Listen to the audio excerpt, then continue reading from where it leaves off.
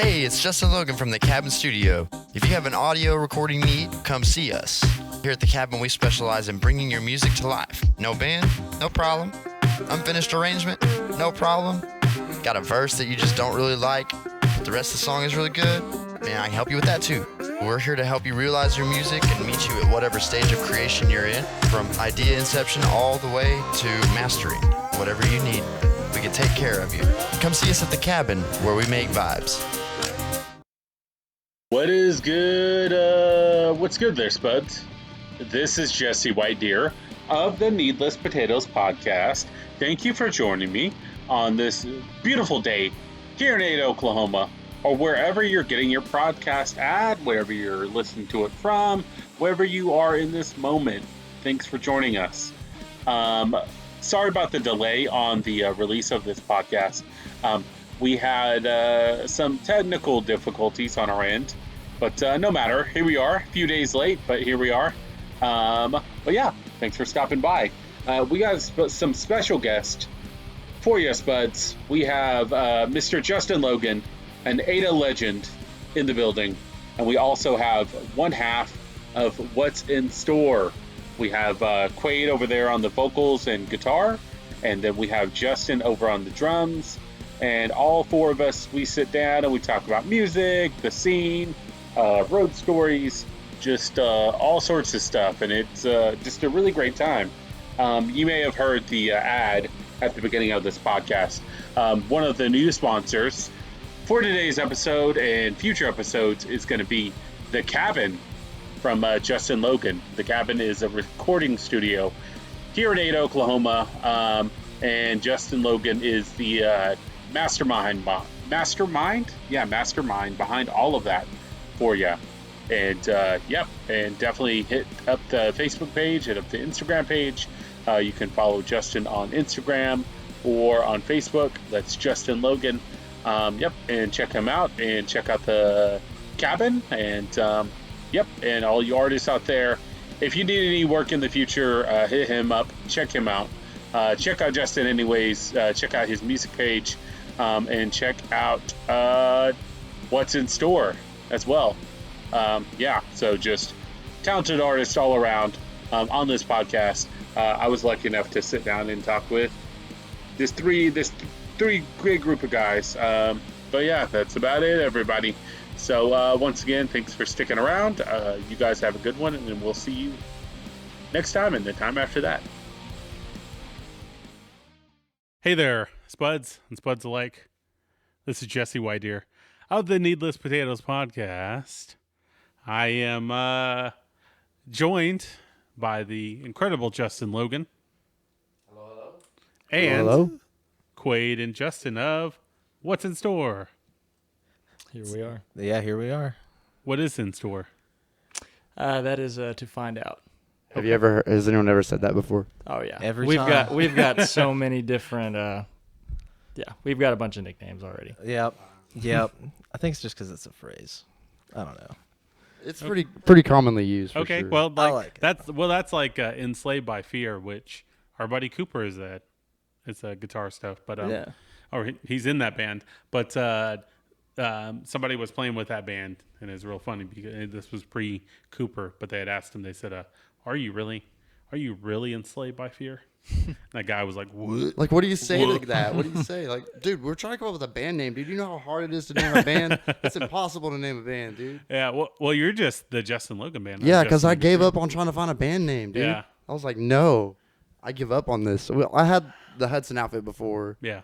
And I think the reason I did Justin Logan instead of like a conventional band name was because I had planned on kind of using hired guns at first and not necessarily having a band that's just like the same people every week. But, you know, the more you do it, the more it kind of turns into like your regulars, you know what I mean? And so it sort of became that. But now I just can't not call it that. It's too late. Well, I mean, yeah, it's ingrained in the people of Ada right now. Yeah. Well, they for sure. No doubt about that. Yeah. Well, how did you come up with the name Justin Logan? Well, so this time my mom got pregnant and then had me and called me Justin Logan. And I was like, well, I guess that's what I'll call myself. Okay. Well, there you go. Is Justin Logan even your real name? Well, it's Justin Mark Logan. It's the three first names that really sets it apart. Oh, okay. Yeah. Okay. At that point, I would just be JM or J Mark Logan. That's pretty much. I mean, I go by J-Lo so commonly now that Yeah. it's like J-Lo. it's basically what everyone calls Well, it me. works. Sam told me to exclusively call you J-Lo. Yeah, for sure. Yeah. Sam never said Justin to me, not one time. Yeah. Well, he's a weirdo, so. Yeah, I love it. I love that guy. No, for sure. Sam was actually the guy that told me that story about the Enslaved by Fear, because I think it was his guitarist Matt that asked those guys that. He's such a good storyteller too. Like when he tells you something, you're like, "Whoa, that was insane." I always tell Sam, I was like, man, if you were like 6 foot something, you'd just be like out of control. Yeah, for sure. Well, he's like a combat veteran too. Yeah, he's a like, combat veteran. He's a great looking guy. He can sing. He's super talented. Smart, articulate. Yeah, and he's just like my height. But if he was like 6 foot something, he just. I don't know, bro. If I had to fight him, I mean, I'm 6'2", but I'm pretty sure that Sam would have me, bro. Oh yeah, no, I wouldn't. You know what I mess with mean? him. Nope. he's a bad man. Yeah, for sure. Oh, for sure.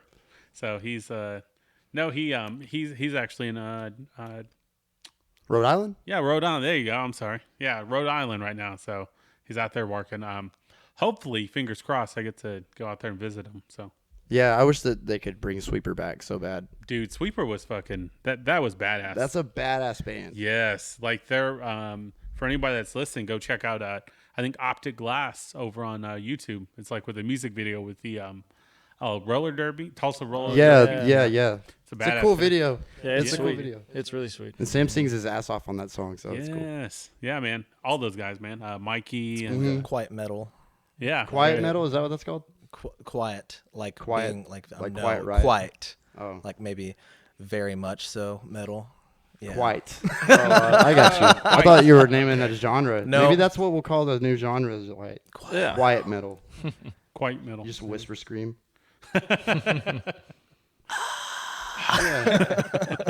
That wouldn't get old. No. But you guys we joked about it earlier, but how did the name What's in Store come to be? Or how'd you come up with that name? The way I remember it is we went to Warped Tour in 2017, and you go to a concert or something like Warped Tour, and you're just having all this awesome music thrown in your face. It's hard not to get inspired. And I think we just kind of thought of that name on the way back from Dallas. Yeah, we were driving back in old Red Lightning, the old red Nissan Frontier, and it made it. But we were coming back, and we had at the time I was really into bands like I mean, we're still into them, but like The Story So Far, Trash Boat, and Neck Deep, and lots You of guys bands showed me like Neck that. Deep, and they're rad. Lots Yeah, of bands they're like good. Belmont, we like them, and I don't know. I didn't really want to put too much, thought into the name itself, because I feel like if you put too much thought into the name, it kind of makes it sound more generic, or like something plus like a color or something, I feel like we're trying to always- name a band, Yeah. So I was just like, I think we were going back, we're like, well, I don't know, what are we going to do now? And it's like, I guess we'll see what's in store. Yeah. And I think that's kind of how it came. We're just like, I kind of like that. We don't Yeah. know where we're going. We don't know but where we're going. We'll find and- it on the way there. Yeah, and that doesn't matter. When you said What's in Store, did one of you like go, wait a minute? That was me. Yeah. That was probably me in the Oh, back okay. seat. Yeah. All right. Very cool though, Yeah. man. The experience of naming a band is seriously hell. It's hard. Yeah. If you Oh, don't it just is. have it right off the bat, like you're just waiting. You're just basically waiting for it to come to you, because you Yeah. can't like just force it into that. It's got to be like you were saying. It's got to be like an organic process. And Yeah. It's like anything. Like you don't want to nickname yourself. You don't want to sound Yeah. jokey. Like what you were saying there, Quaid. But you don't want to be like Skull Crusher. or Yeah. like, yeah. To like have a generic name Yeah. like you can Unless make on a it's- yeah, generator. let's Let's call ourselves Black Raven. it's like, aren't all ravens black, bro? Like, Murder Bird. Python. Murder Bird. Now, that's actually a pretty good band name, Yeah. 'cause it's funny though. Yeah, but no, it's kind of like with anything. I think any kind of like MMA fighter or boxer or anything. There's so many like Reapers or the Body Snatcher. Well, there's actually a band called Body Snatcher. Yeah, that Yeah. sounds badass to even just say that. Yeah. Though. You know what Yeah. I mean? Yeah. So, I don't know. My band in high school was called Deadly Volume. Oh, I like that. That's cool. I like that. Thanks. It's better than mine. It was Healing Vision, but we were on the same path. I can see. Yeah, there you go. Well, Yeah. and like regardless of like what the name is. I feel like if the music, I feel like there's been plenty of bands who've had terrible band names who have done very, very well. Like, so that's like, I don't know. I don't want to believe that the band name is so important as to like the music. I feel like it's second to the music, obviously. It kind of is, but it's not, but it's bro. like because you have to think about it's how like people consume music. it is true. Like it's you need a good band name to like make people like it as soon as they read it. Yeah, it's part of the branding. And a lot of musicians don't like to talk about that. And I mean, for one, I'm not great at it. You know what I mean? Yeah. But it's like, it's just so important in the music industry because it's your handshake to everyone. It whether is. it's a venue or a fan or whatever, it's everything. Yeah. So that's why there's an enormous amount of pressure. And I think that's why it's so hard to choose a band name because it's like, is this forever? I don't know. Yeah. I can't commit to anything. Band now. name's a commitment. Yeah.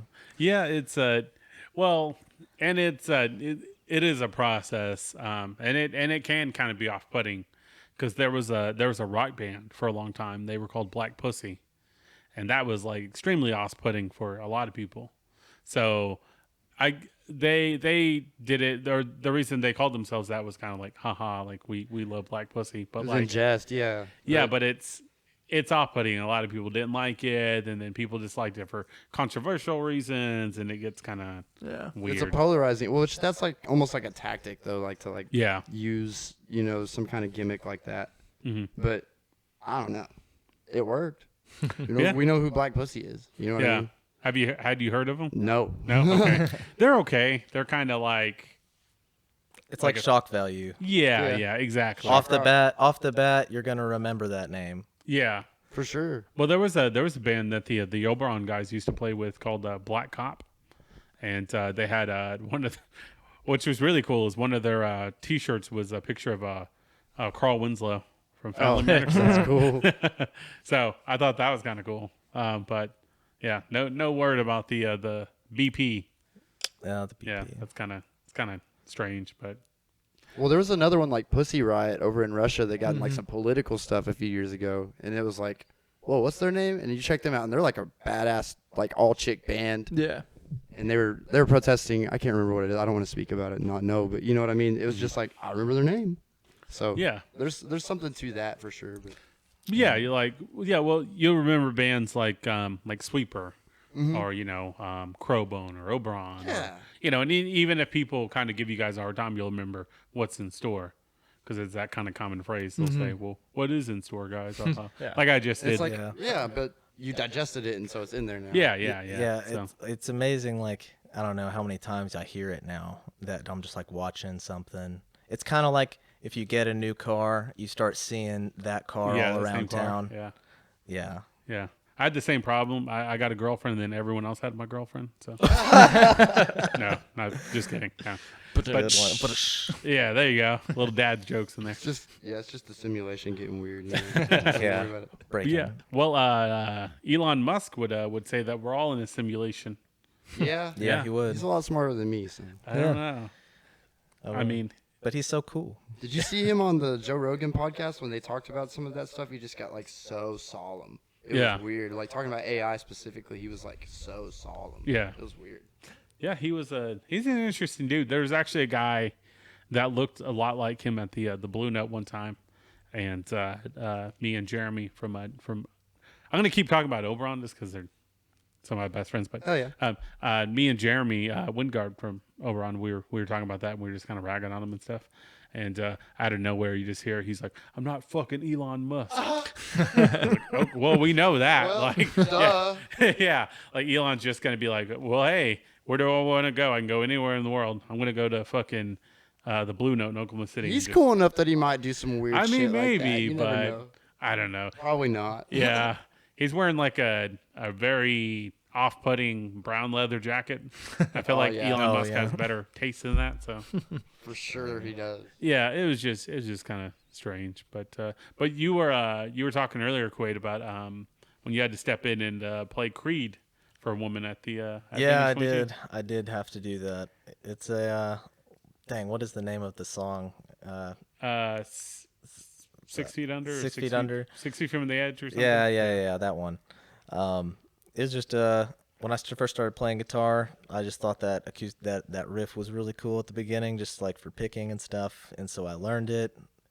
It was fun, and I've just always known it. And they were trying to play it, and John Bon Boy was trying to. A lady was enticing him with shots to try to play the song, and nobody was really up to it because it's like a Creed song. But I personally like Creed, so it's whatever. And I got up there, and we went up and played, and it was fun. I wasn't expecting it, so yeah, it was a fun night. Did she entice you with shots after that? Yes. Oh, well, what a lady. It worked. Yeah, there you go. Now we know how to get you. Right. Exactly. Yeah. Just feed you shots and you'll play Creed all night. Exactly. Yeah. What kind of Just one. I think they were serving Fireball that night. Oof. That's some rough stuff, Fireball. I only had one. That's what I'll say. Oh, okay. Yeah. All right.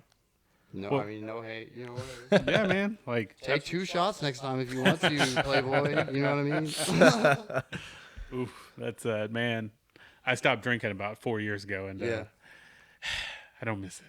Yeah. Especially with nights of like Fireball and things like that. Yeah, you wake up the next day going, oh my God. Well, like what it was is like I remember we had a house party one time, and this guy that I used to be friends with, he brought a shitload of aftershock over there, and I remember that stuff. All the next day, like every time I was like throwing up, I could just taste cinnamon and like in my mouth and my nose, like fucking everywhere, and it was awful. That's how Jaeger got ruined for me at a very young age. I don't want to, say how young, but like too young to drink.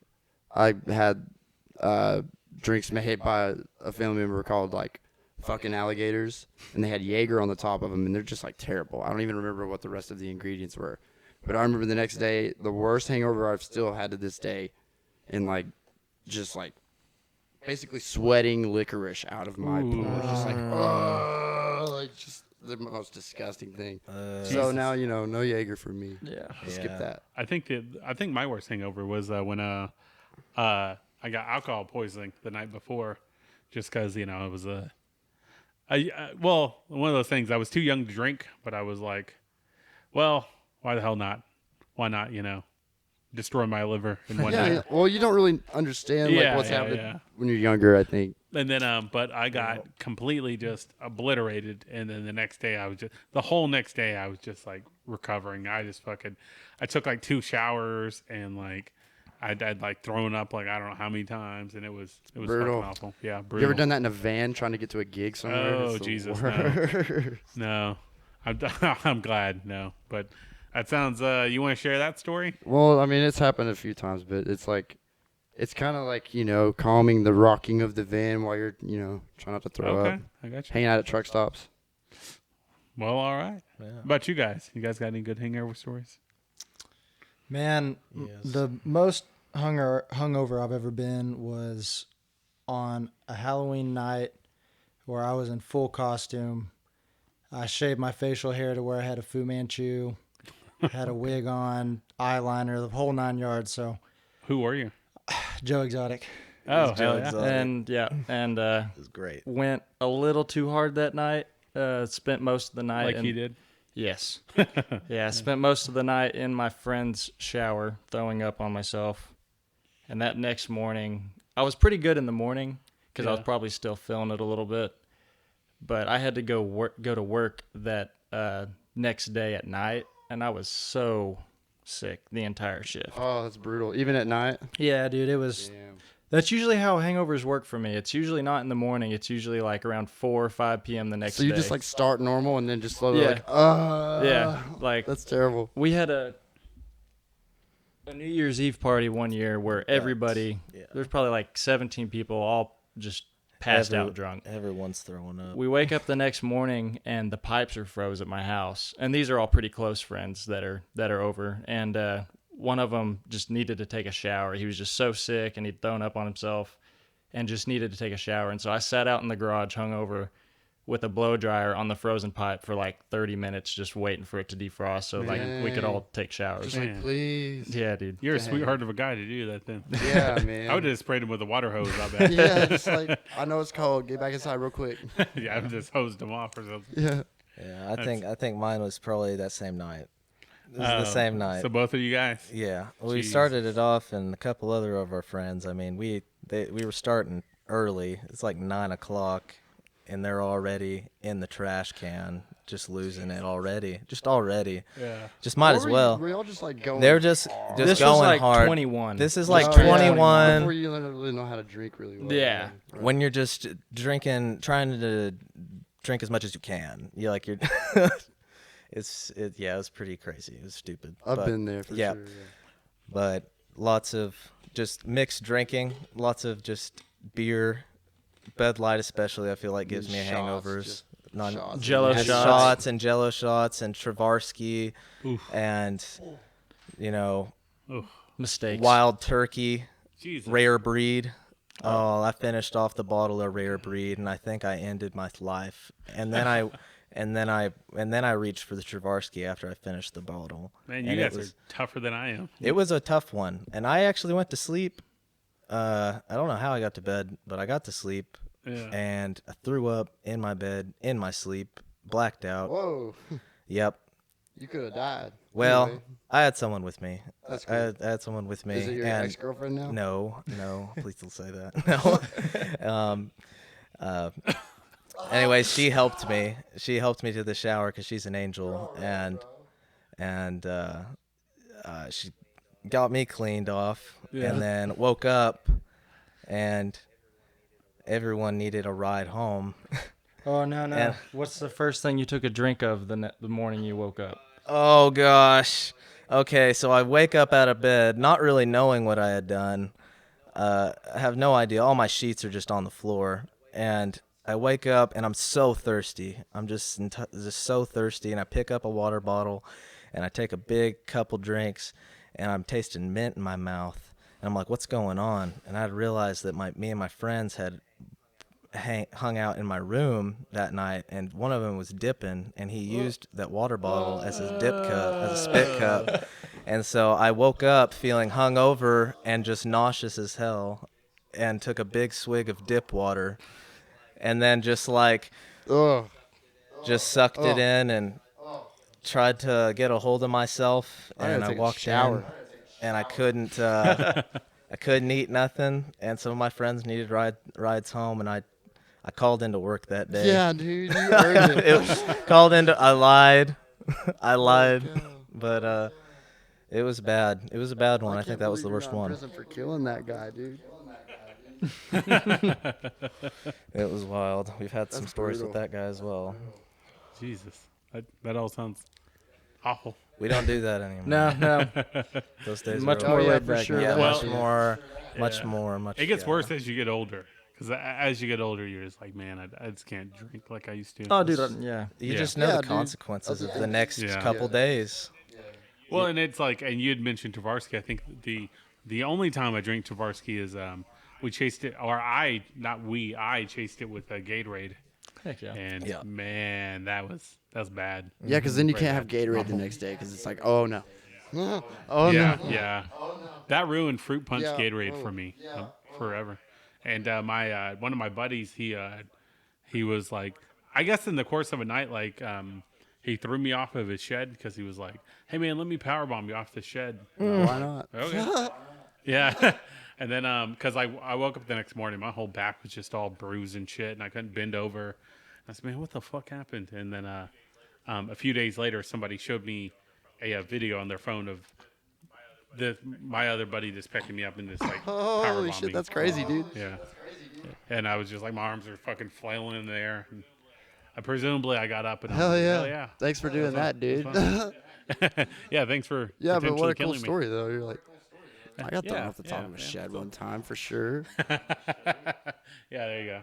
But so you had mentioned Vintage 22. What's some of the other venues you guys have played?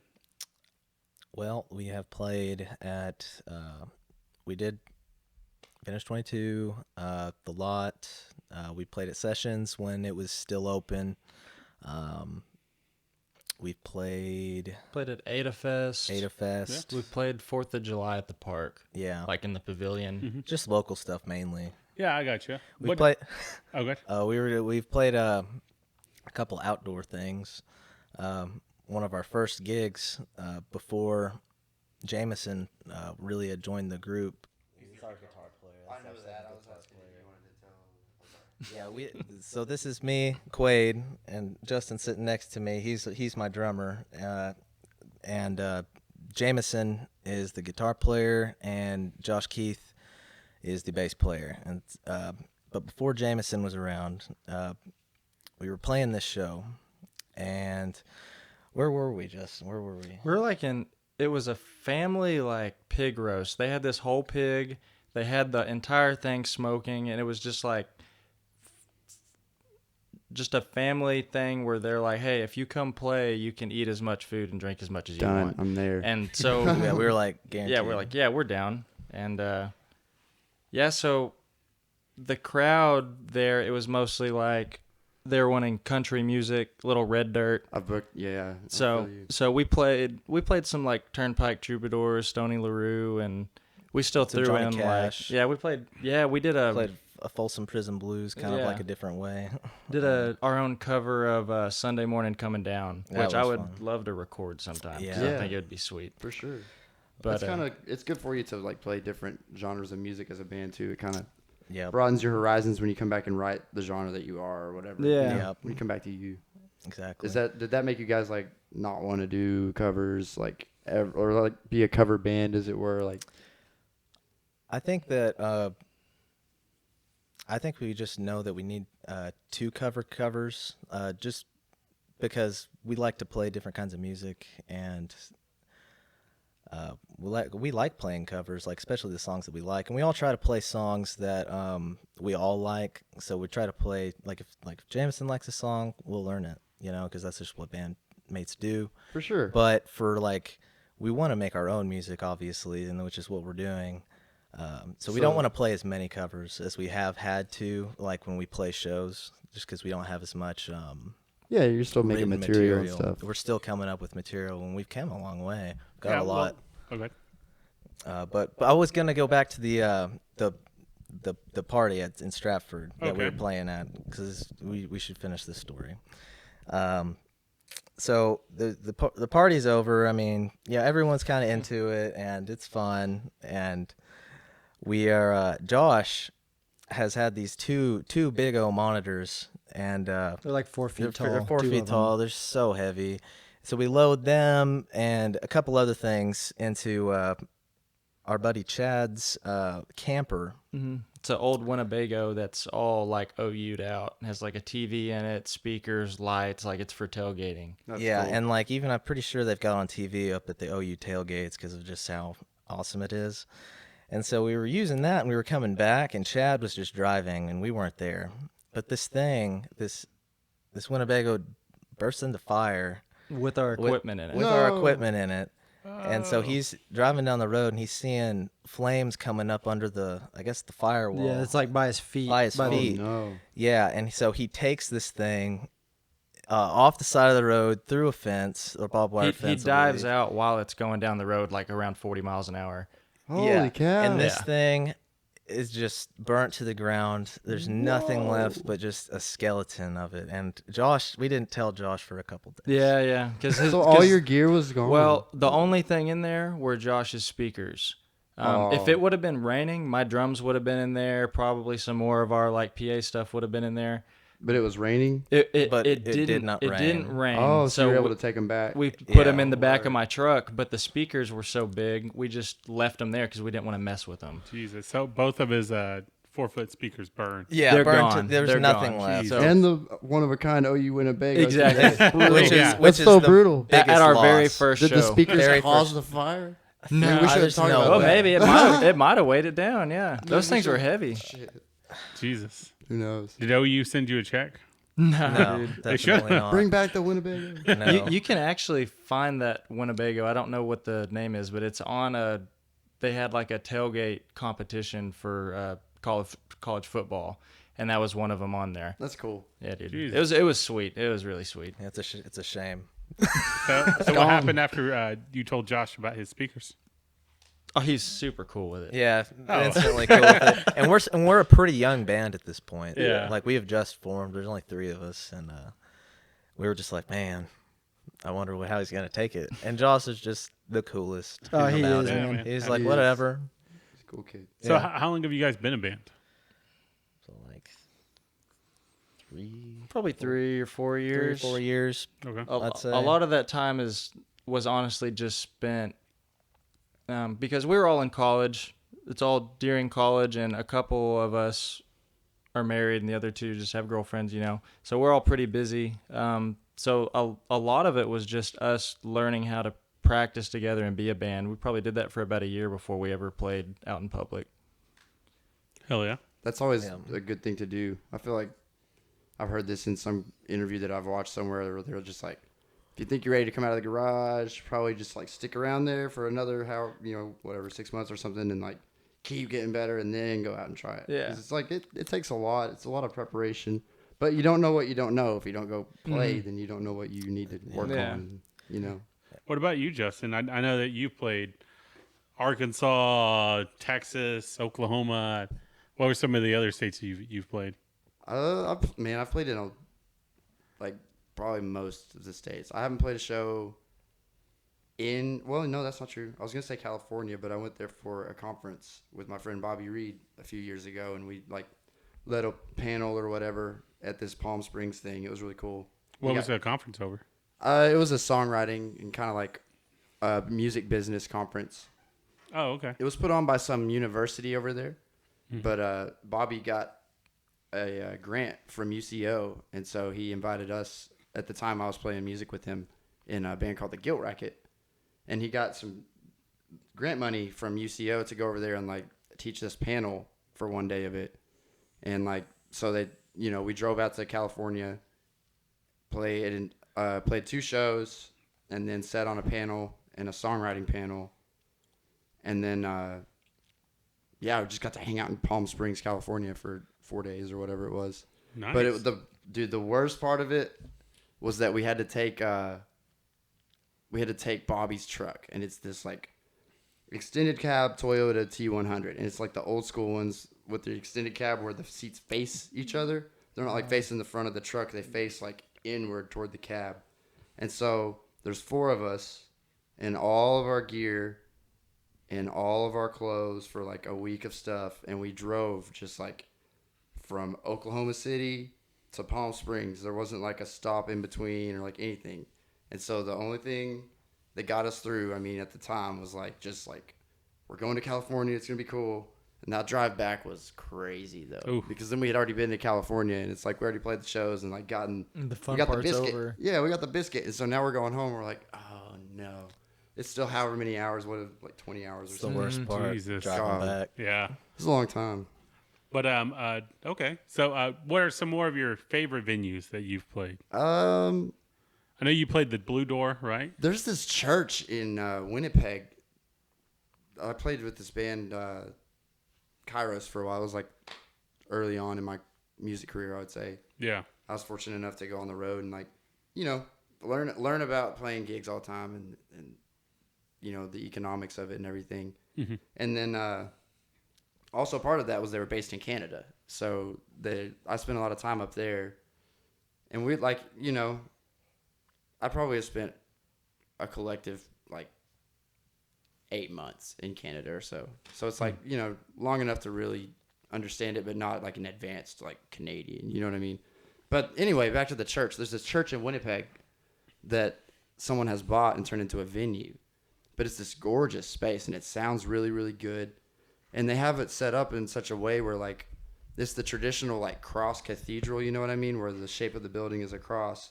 And so in the part where the horizontal cross goes through, in the middle where that connects is the stage. And so it's a 360 kind of thing where there's people kind of all around you, but there's also this ornate beautiful organ behind it. And I was what kind of gig is this? Are we going to go in here and have church service or something? What is going on? Mm-hmm. And that's fine. That band at the time I think it was a Christian rock band. So it's we were cool with it, but the bill wasn't a Christian rock bill. You know what I mean? That was just a thing that was going on.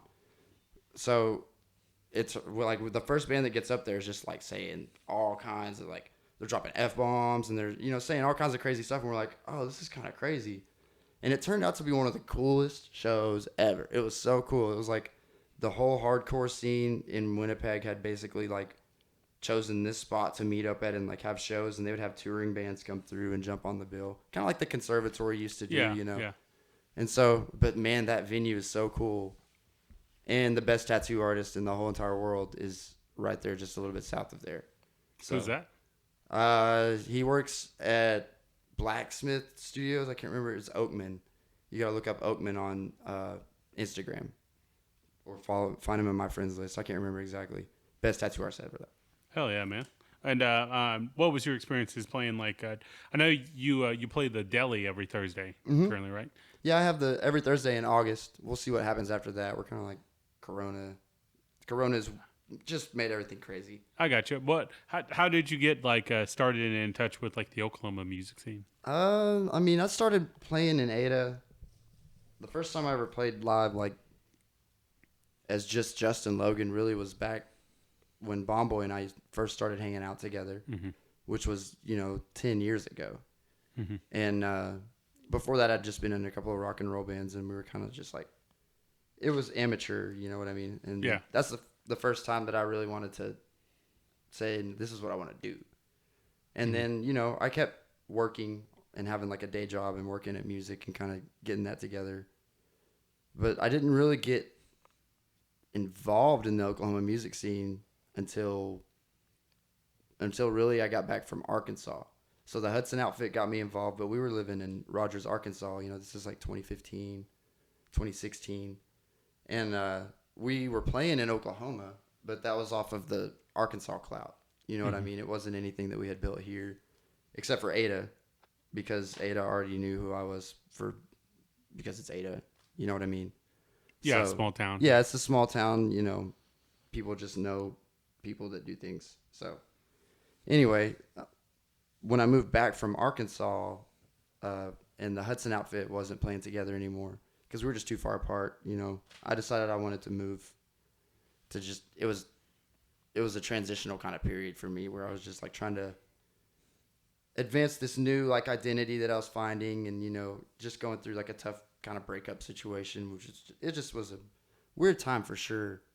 And so during all that, I decided like I'm just gonna launch my music, and like I can play everything. I'll just go like record the music myself and hire a band and like just get out there and do this because that's what I wanted. So I had a job working for GE at their research and development center up in Oklahoma City, and I mean I was doing that, and then it just kind of grew to the point where I was playing like 6 nights a week because my friend Matt Hargis had gotten me involved with the Deli, originally playing drums for Caleb McGee.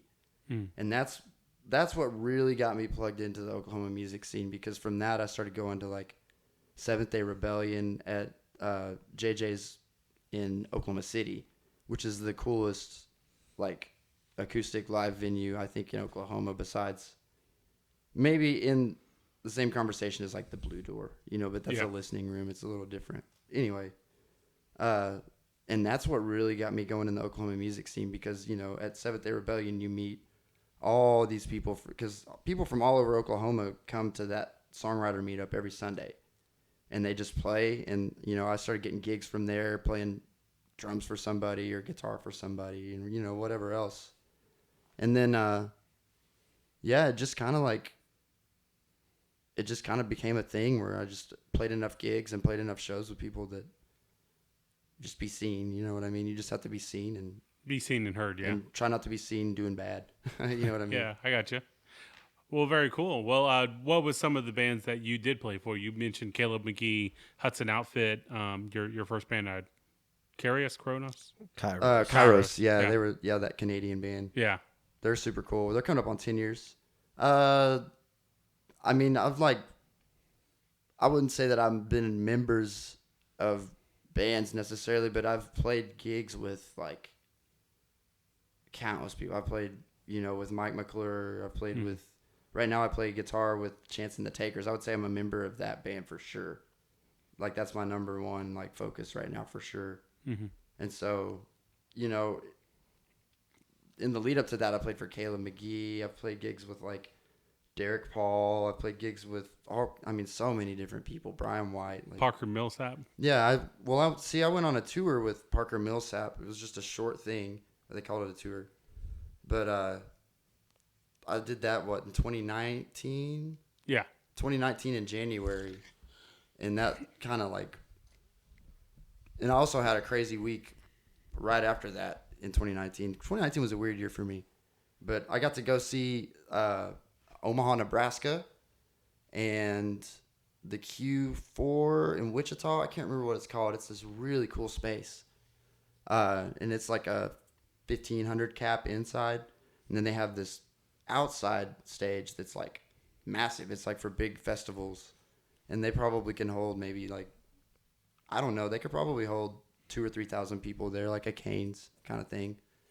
And that was a really fun experience. But it was weird because it was just me and my personal vehicle, and I drove from Oklahoma City, and I was in a bind. I didn't have an acoustic guitar that worked at the time, and so my friend Blake Langford told me that Takamine over there for $120, and said, "Go, dude, go do the tour, do it." Kind of got me out of a hard spot there. And so I left from there and drove to the gig that night in Wichita, and played a show that was I don't know, there were probably 900-ish people there at that show for Parker, because he's still popping off pretty good, you know what I mean? He's had a lot of popularity. So that was cool. Another great venue, one of my favorite ones, was that one in Nebraska. It was in Omaha, and it was called Reverb Lounge. And it was kind of set up more like the Blue Door is in Oklahoma City, where it's like a listening room. And so they had a room that was like a miniature theater, and it was standing only, and the stage was very small and kind of approachable. And then they had a big sealed double doors, and then it would go to the rest of the bar out there, and you could sit out there, and they had a simulcast up on the TV, and you could hear the band, but you didn't have to be in there if you wanted to talk to your friend at the bar. You know what I mean? You could do that, but you could also go into the listening room, and it was packed. I mean, it was people on top of each other before COVID, obviously.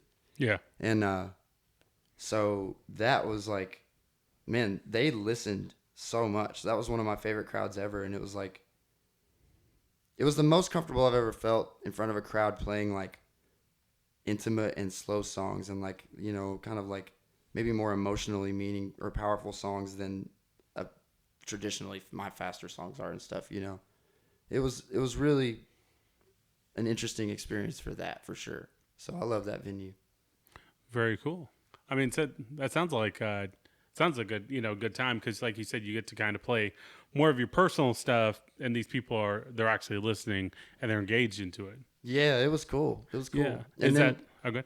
Oh, sorry. I was just gonna say in those moments when you're doing stuff like that, it's you're not thinking about necessarily how cool it is, because the next day I had to drive from Omaha, Nebraska back to Norman to play a trio show at the Blue Bonnet. And so that was a lot of driving, and so that's all I thought about. I got a motel after the gig, slept a night in Omaha for 4 hours or so, and then got up and just tore the highway down trying to get to the gig. And I got there 20 minutes before we played. It was crazy. It was brutal, but that was a fun gig. Yeah, man. Fun times. Yeah, for sure. Well, is it, and this is a question for all of you guys, how validating is it to play something that you wrote, that you composed, that's very personal to you, and have people give you those good vibes, and they're vibing on it and that good feedback? We'll start with you, Justin. I mean, I'm it's my life force or something. You know what I mean? It's an incredible feeling, and it's also, it can be taken the other way too, because the balance is weird with things, you know, if you get used to being told a certain thing about, you know, things, and then you start, it's almost like addiction in a way, I guess you could say, but it's there starts to be a desire for it, very strong desire for it, often, and you can get into narcissism, I'm sure. And you're addicted to the feeling. Yeah, or just addicted to knowing that what you do is loved by people. Yeah. You know what I mean? That's like loved by people, like almost like it validates that you're good at it. You know what I mean? Mm. And it's weird in music. It's like you have to take a lot of stock in those kind of rewards because like it may not necessarily be financially rewarding in the beginning. You know what I mean? And so you have to like, you gotta have something, man. You know what I mean? Mm-hmm. Your mind needs something to tell it to keep going. Some form of a currency. Yeah, and it feels good. And I've made the best friends in the whole entire world doing this too. And a lot of them I met in like the first years of my career. So it's like, these are people that I'll love forever and that I wouldn't trade any amount of money for. So for sure. There's that too. About some of you guys. Well, I guess just when you're making music and you're writing music, music is itself an art form, and it's basically just like your own expression into whatever medium you're trying to do. Me and Justin, we do music. That's our medium, to get whatever it is that we have, that's like non-tangible to other people. It's a way to like give it to them in some way, because music is it's like a drug to people, I mean, when you get yelled at by somebody, you feel like their anger, because that's like triggering all those stuff in your brain. Music does the same thing. I mean, it can trigger, make you feel sad, happy, joy, all these emotions, and it can make you feel very strongly as well. So music's just a very powerful thing, and it's cool to be a part of it and to create and to put something that you spent so long doing, and give it to somebody else, and if they get something from it, that's everything. Very cool. Justin, do you have anything to add? Well, I'm the drummer. I don't really write much for the band other than just playing drums. That's writing. But he's a hell of a drummer. It's writing for sure. But so I feel like it's kind of hard to be super emotional with the drums, but you still can set like the feeling, but not as emotional as like what lyrics can do for a song. Mm-hmm. But in its own way, you can still be emotional with drums, but I guess the way that I go at it with the music that we're currently playing is just trying to keep the pace, keep it upbeat and lively, and then bring it down real low and slow when maybe the lyrics need it or the guitars are low, I think that's an emotional thing to do with Yeah. I think that when you're expressing the dynamics and stuff, that's like a lot of what people call the emotion, Yeah. So I think you're right on both counts. You know what I mean? Like, for sure. Drums are amazing. You're really good at drums too. So thanks, man. Yeah, man. Yeah. All three of you guys are insanely talented musicians, so I'm always kind of envious of that. I played a little bit of bass in high school. Nothing to sneeze at. Nothing fancy. Slap at the bass. Yeah, we played I think 2 shows. One of them was for this guy Dusty. He played it. He was the guitar and vocalist. And there's this other guy Jeremy who played on like an old jazz drum set. And then I had my little, actually like $100 bass that I got from Dave's. Yeah. Shout out Dave's Music. Yeah, shout out to Dave Music over there. I have his book over there. Oh shit, the Squatch. Yeah, hold on. Do you really have it? You got his book? Oh, for sure. I mean, oh my gosh. Man, I'm gonna have to get one. Yeah, have to go by there. Everyone buy check out Dave's Dave's book. on what? I was like, just everyone check out Dave's book. Yeah, check out Dave's book. The Champe. Go swing by Dave's Music. Dave's Music over on Main Street, Nada. I think he's instrumental in supplying almost all of the Ada musicians with their instruments. That's where I go. Yeah. Yeah, man. But so we were just like a 3-piece kind of Seether rip-off band. Heck yeah. Seether was kick-ass back in the day, dude. I remember couple albums, I remember in high school being way into Seether, for sure. We played, I think 3, but 2 I can remember, and then one of them was just for his family, at this weird-looking barbecue thing, and then that was it. But so nothing fancy. But it sounds fun though. But yeah, you know man. what? And You it got out turned and you did into it. this participant of the music industry that's behind the scenes making things actually happen. Well, it's and kind of more to that point is meeting guys such as yourself, or three of you guys, or Oberon or Crowbone or Turbo Wizard, or Silver Tongue Devil, or Monogamizer, meeting all these musicians, because some of my best friends are musicians, like you, Justin. Mm-hmm. Like, I met some of my very best friends through the music, through the local music scene, comedians, whatever. And it's a lot of work. You see the amount of hours that they pour into practicing and then playing shows, driving all the way to Texas to play a show for maybe 20 people or 200 people or 2,000 Yeah, people. And get $15. Yeah, and it's like, but it's fun. You get to hang out. You get to hang out with your friends. You get to see them perform their art. And it's so, for me, as just somebody that's kind of on the outside, it's so gratifying to see that, to see people come up and say like, man, you guys played a really good set when you played this, or to see them make new fans. It's very cool. And I mean, I complained a little bit earlier about this sort of being a thankless job in some ways, but like, you as the promoter have a way thankless job, dude. Like, I mean, musicians maybe will say thanks like once in a while, but it's like nobody ever is like, man, like, shout out promoter, way to go. You know what I mean? It's like such a cog, and like no one ever is like, the accountant at the recording studio kicks ass. You know what I mean? It's like, those are the people that are making the wheels turn on this. Well, thing. and you've had some, go ahead. I'm sorry. I was gonna be like, man, he's a monster at the 9-pad, at the 9 key. He's a monster at booking. Yeah. I mean, they like, without that, you don't have it. You don't have for sure. Well, it's a symbiotic relationship. For sure. You need musicians, but then you need bookers, you need promoters, you need club owners.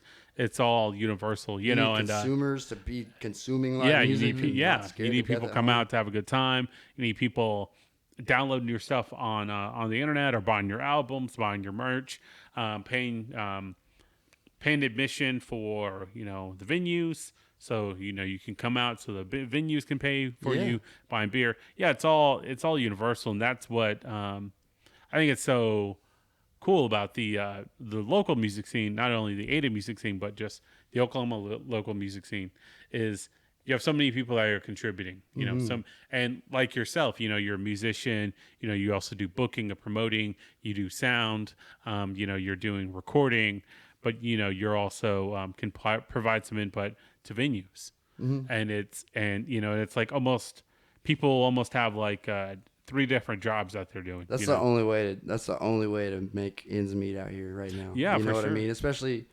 Especially with 2020 being what it's been, and the impact that COVID-19 has had. It's just like, you have to be diverse, or you got to get like another job. Yeah. It's crazy. And it's like DJ Brian of Oberon. He's done promoting, but he's also a graphic designer. He's a musician. Logan Wood from that band is like a photographer, but he's also a musician. Shows like you have to kind of be multifaceted almost. You do, for sure. Yeah. And that's a good thing, because like, because of the impact of Spotify and streaming, and I mean really even back to Napster and stuff, like, and just the change of the medium of music, like there's not as much bread to go around at the bottom anymore. Mm-hmm. And so, there's just as much, if not more, work to do at the bottom levels, but there's less people to do it now. So you just like, naturally, people like, music's not going away, dude. Like, live music's not going to go away. And so, people just do it. People just do it. They see a need and they just go and fill it. And like, if it advances the music scene at large, most of the guys that I know are like, cool, let's do it. You know what I mean? Oh, for sure. So if it serves a greater purpose. Yeah, for sure. Yeah. Oh yeah. And that's part of like the camaraderie of doing this too. It's like this fraternal brother and sisterhood of just very, very much like not competing against each other here, but like holding each other up, and sometimes holding each other accountable, sometimes offering advice or anything. I have a phone full of people that I can call and just be like, yo, I'm going through this, and they're like, oh, I've seen this before, here's this, like, try this, call this guy, you know what I mean? And that's what it's about, really. That's where where it's at for me. Oh yeah, for sure. Especially, and that's what's so beneficial about having a close knit music scene is that, you can call like a David Piercy, or you can call a Rankin, you can call a Justin Logan, you can call somebody to help you with sound, or you can get in touch with like a Chris Coffey for photography. Yeah. Or you've got this immense network of like good friends who are like, hey, got a band coming through town, they need a place to lay their heads down for the night. Yeah. And people are like, boom, they're sleeping in their living room. And it's like, exactly. That's what makes the world go around with this stuff. Oh, for sure. And a lot of like, booking and promoting, a lot of things that kind of working the network of local music. I pay a lot of credit to, John Bonboy and David Piercy. For sure. Yeah. Both of those guys, took time, to talk with me and to say, hey, this is what I did. This is what works. Yeah. This is what I did that didn't work. Especially, John in the early days, he really, when we were both working at a Vintage together, booking and promoting, he actually took me aside and he's like, hey man, this is what I'm doing. Any question you got, call me, just text me, let me know. He doesn't keep secret. He's not like competitive at all. I love Bonboy so much. Yeah, I do too, man. John's a great guy. Yeah. And I love David Piercy so much too. And I do too, man. I missed Happy Land Music Fest this year. That was a bummer. I know we had to sit super bummer. But Bonboy is so giving, man. He's like so generous. Like he doesn't covet information. You know what I mean? Oh, for sure. And so that I've learned a lot from him over the years, just like about promoting yourself and like keeping your brand steady and like consistency, through things. He's been a tremendous asset to me. And then I remember Happy Land Music Alliance really just like reshaped the arts in Ada for a while. Like it still has an impact to this day, you know what I mean? Oh yeah. But it's because all of a sudden there were places to play. You know what I mean? There was a place, like I didn't have to always leave Ada to play a show, which was a really good feeling for me. I think when they were really in their heyday, like before now, obviously, I was living in Oklahoma City, but I was still participating as much as I could. When Connor Hicks was around, too. We were booking through HMA a couple of gigs a month. You know what I mean? And they would have us go play private gigs with whoever, or like a car dealership, or people like that. We're just getting our teeth cutting gigs in. And they really helped us with that. We played a lot of shows around Ada, Connor and I especially. A lot of shows around Ada, because of Happy Land, and that was cool. And they never asked for anything back. We would always go and play Happy Land Music Fest, and whatever else they asked us to. Like they would ask us to do like an event for Ada City, and it would be like not as much money as a normal gig, but because they do so much for people, man, we'll be like we'll go and do something for them. At the drop of a hat, because they're the Piercys, and that's what it is. Yeah, well, and you look at not only the Piercys but HMA as a whole, their impact with Ada Fest and kind of bringing that back with Brad Jessup and all those guys. Karen Hudson. I know I'm forgetting some people, but just kind of seeing how that council starts from a year out, and then it builds up, and then it's just day-long event, Ada Fest, And it's this massive coordination of people, that happens because of the guidance of less than 15 people on a council. Oh, absolutely. And that's amazing. I didn't mean to also insinuate that the Piercys didn't pay earlier, because it kind of sounded like it did. No. They got us paid too. They did. Yeah. They do. Oh, for sure. Yeah. Yeah. And both of them, they're great about taking care of people. Yes. Even if people that have maybe slighted them, and I've heard people say things about, David or Deanna, and David's still out there shaking hands, still a great guy. Yeah. I mean, you know what? Whenever you're in the public eye, like they've put themselves in the public eye just from their stewardship. You know what I mean? Mm-hmm. So it's like when you do that, you're just gonna have sometimes some resistance, and there's been resistance from people that I'm incredible friends with to both sides, and to either way, and that's because we're human beings. You know what I mean? And so you just. I mean, whatever. It's a human. Sometimes humans get mad at things. You know what I mean? Yeah, but shit happens. Yeah. That's why I'm so kind of against like the cancel culture thing, is because like we have to be careful what we condemn people for. Like it's pretty easy to get carried away with the hammer. Yeah. And forget that there's like a human being right there. So I'm not saying that for like everything, like pedophilia and all that stuff. Like, no, that's the hammer. That's for the hammer. Yeah. You know what I mean? But we have to be careful where those boundaries are drawn because it makes things weird. Well, and then you can appreciate the piercings. Well, it's not good to cut people off on a whim. It's not good to be quick like that. Anyways. But anyway, that's a money rabbit hole. Yeah. Well, what was you but guys? We need more people just doing kind of what David does. Yeah. You know, just being in the music scene and just, you know, living in it and being a part of it and just being participant, because if no one did it, we wouldn't have one. Mm. Yeah, you make homies for life. Oh, for sure. You know, just all of that, all the grunt work, all the hard work. Yeah, and and like Justin, like when we started working with him, you know, he introduced us to lots of people, and it's been such a fun process, you know, learning and getting all of these songs recorded and just learning all these new things and learning things about music that we would have never known. And so just being exposed to different people in the music scene just around here it's really nice. Yeah, it's cool. really nice. You learn a lot and you grow a lot whenever you come and participate in it, because and it feels good to participate. Yeah. And there's people that, and someday, you know, like, or whenever, maybe tomorrow, you get to pass knowledge on to someone else. You know what I mean? Yeah. We're all out here paying it forward. Oh yeah, we're all keep the culture here. alive. Yeah, helping each other out. Absolutely, you know. Absolutely. And kind of as we wrap up here, what's like a good, what's a few good memories from playing live music, Justin, and we'll end with you guys over there. What's a few good shows where you're like, something happened, or, you know. One of my most favorite shows ever was just a couple weeks ago, actually. Weirdly, you wouldn't think anything good would come from live music and COVID, but before, it was a Thursday night at the Deli in Norman, and there were probably, 18 people there. It wasn't like a big group of people. It wasn't like this enormous, you know, I played shows in front of 10,000 people, 8,000 people, like whatever. And, you know, the ones with less people sometimes are way, way scarier. You know what I mean? But this one, it was mostly a bunch of close friends of mine and just like some music people in Norman. And I played this set with Michael Frost from Tulsa on drums and Michael Rose from Norman on bass. And Mike Rose toured with Parker Millsap for forever.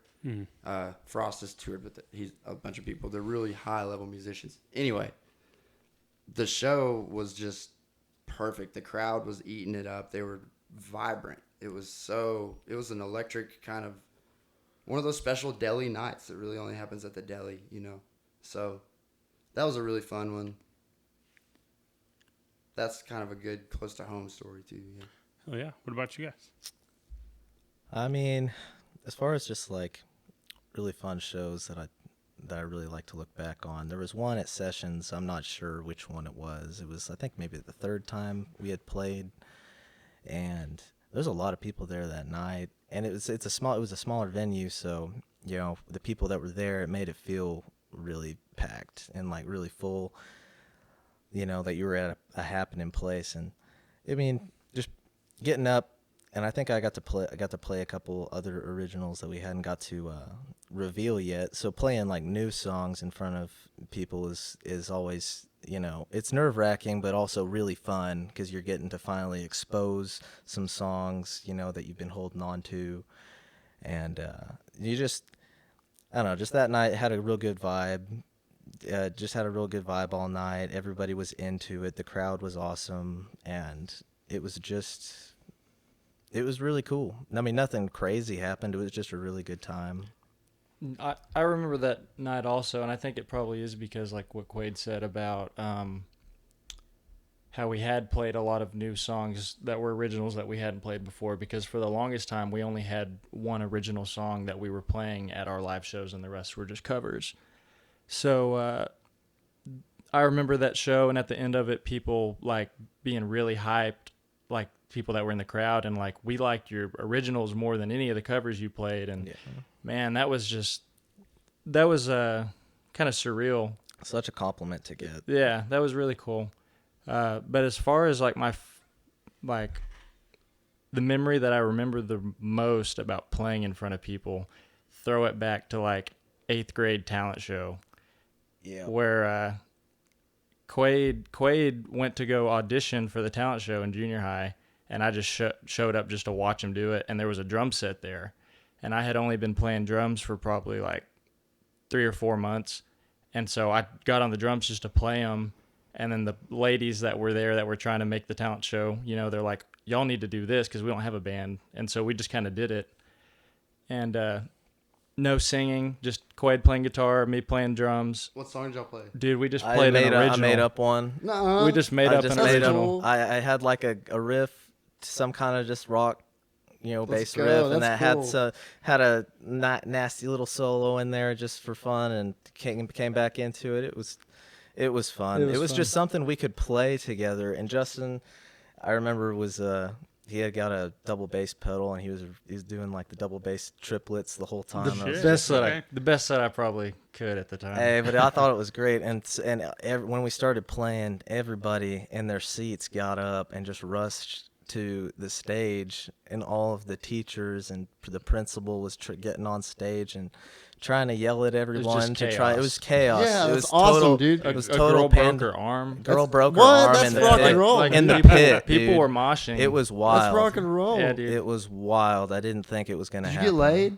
get laid? No. I actually had probably more dudes come up to me than I had girls come up to me about like how awesome it was. Yeah. Quaid had a lot more girls, I think, going up to I might have. The guitar player, dude. him. It's a guitar, man. Is that how you got that one girl that took care of you? In the 8th grade talent Actually, show? not. No. Oh, okay. Dang, No. sometimes it'd be like that though. I don't want to Yeah. get you in trouble, so you Right. But Quaid has no exes. it was real fun.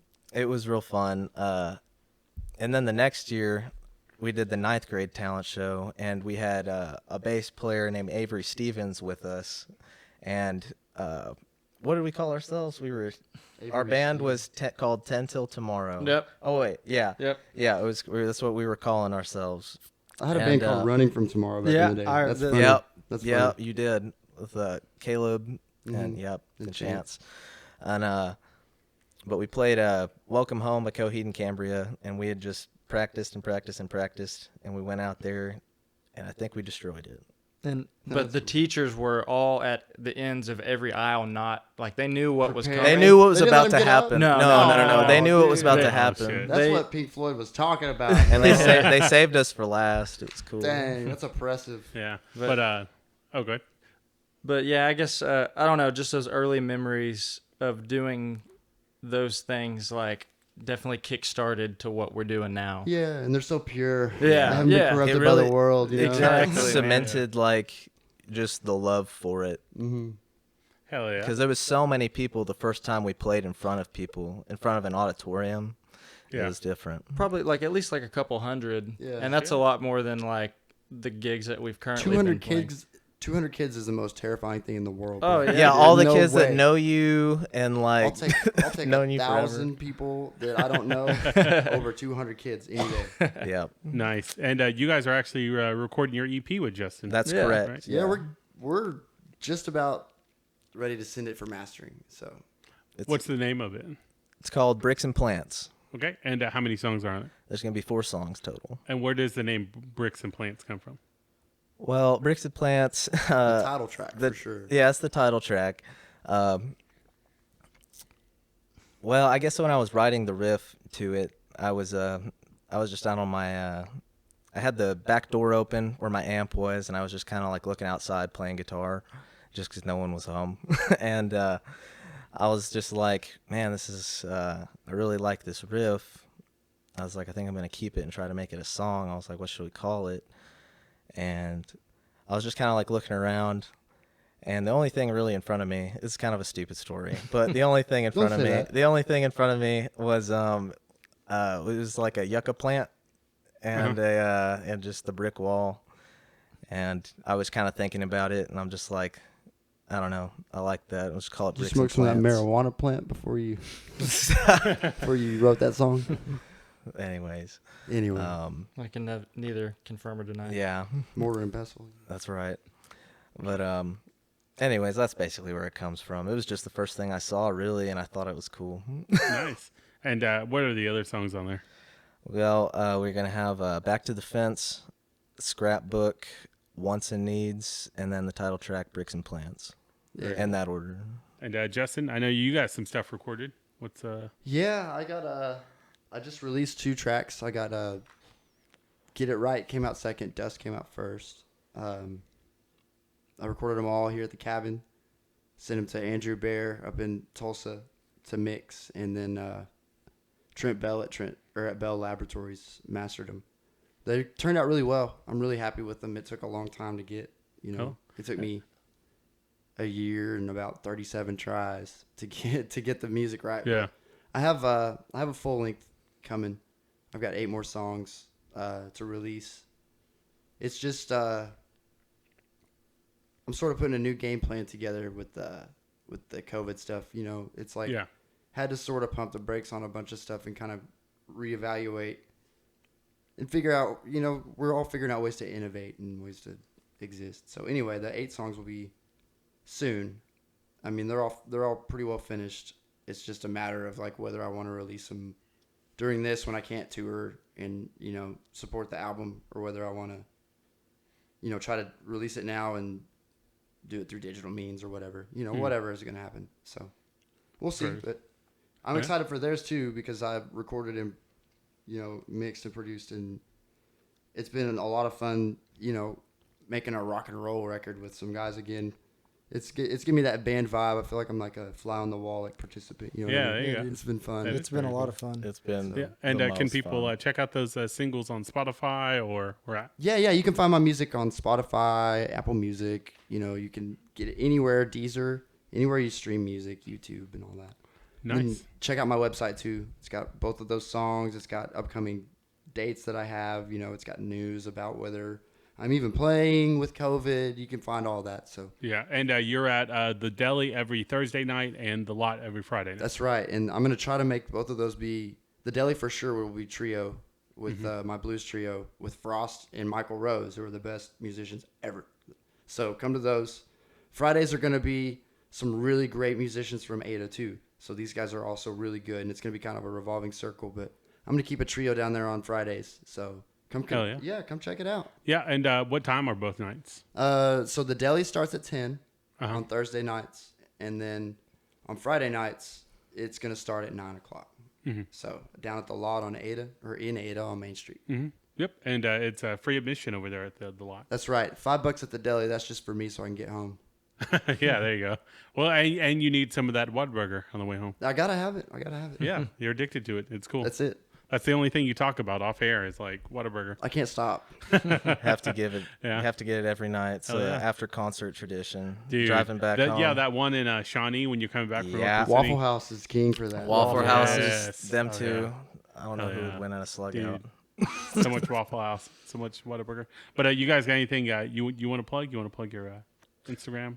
Yeah, you can check us out at What's in Store OK on Instagram, and then What's in Store on Facebook. Once we get all these songs kicked out, then we'll be on all the streaming platforms as well. Awesome. All right. Well, I think we're going to end it there. But we'll definitely have to get back together. I think there's more stuff. For sure. Yeah. Thanks for having us on the podcast, Yeah, no problem. You're man. awesome. Thanks for doing it. Thanks for having me out at the cabin. Oh, you want to plug the cabin real quick? Oh, yeah, cabin. If you want to record some music, don't be shy. Holler at me. We'll figure something out. If you don't play any instruments, but you have a song that you've written and you want to sing it, you can do it here. I can be your whole band. He'll hook you up, man. I'll hook it up. He can do it. If you don't have any direction in your songs, you need a place to do that, I can hook you up. I'm really good at it. So come check it out. Yeah. There you go. Awesome. All right. Well, we'll go and end it there. You can follow us on Spotify, you can follow us on Spotify. Listen to us on Spotify, Deezer, Stitcher, all that good stuff. YouTube. You can follow us on Facebook and like us on Instagram. I think I did that backwards, but whatever. Yeah. Follow on the likes. Yeah. Just check us out. And if you want to send us an email for whatever reason, you can do that at theneedlesspotatoespodcast@gmail.com. Yeah. Mine is justinloganmusic@gmail.com. If you want to book me, come on with it. Yeah, there you go. Awesome. Well, thanks, guys. Thanks again, man. Thank you. Yeah, thank no you. problem.